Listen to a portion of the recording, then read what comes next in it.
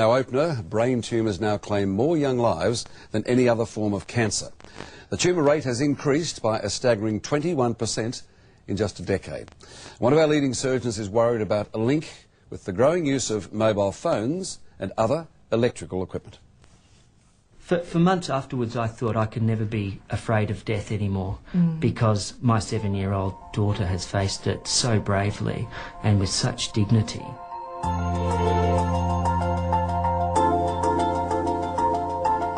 She was the most delightful, charming child. She just had a spark, and she was fun and gentle, and she was a joy. Kessie McConnell was only 7 when the family doctor thought she had a fever. Kessie was dead within weeks from a brain tumour. We had to watch Kessie lose the ability to talk, to walk, to move. You know, one by one, her left hand would be paralysed. The next day she'd wake up and she wouldn't be able to move her leg. The type of tumour that Kessie had in her brainstem was, you know, the worst possible place you could have a brain tumour. Ependymomas in particular seem to be increasing in incidence in children.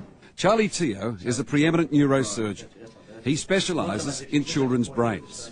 And Charlie is at the cutting edge, literally, of a 21% increase in children's brain tumours.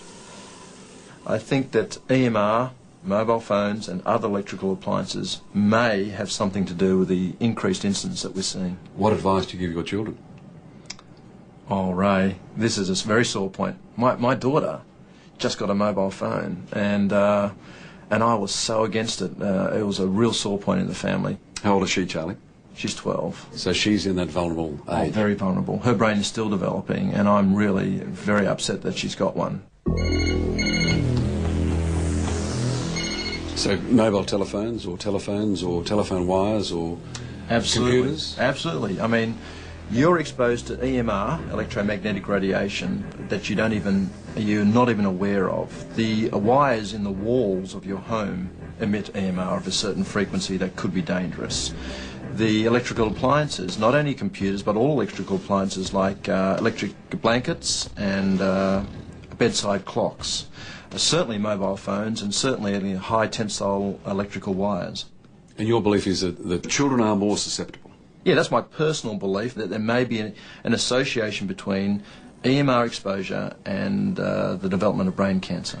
Dr. Charlie Teo and the other scientists are not saying that mobile phones or electric wires or TV towers will kill you. They're not saying that yet. What they are saying is that some people, for some reason, are more susceptible than others, and that all children are at risk. There's now so much electromagnetic radiation in our daily lives that we just have to be careful, just in case somewhere down the track we discover that EMRs have in fact been killing us.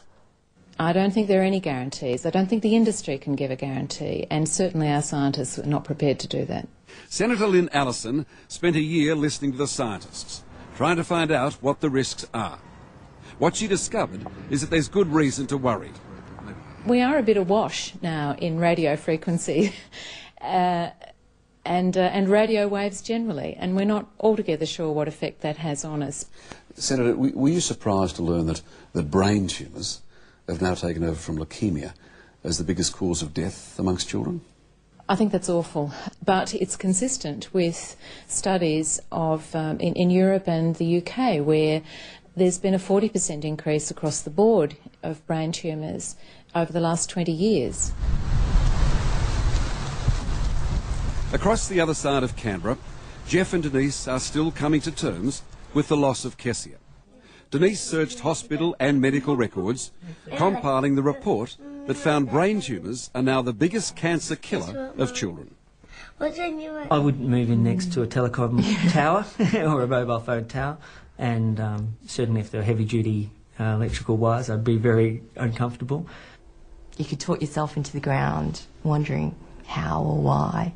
There's no sort of real indicators, just a lot of guesses, and those guesses cover such a broad range of areas.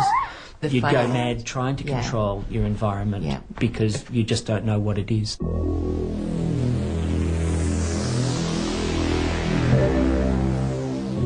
scientists say that the thickness of the skull in children makes a difference. It's quite thin compared with adults, that there is more brain fluid.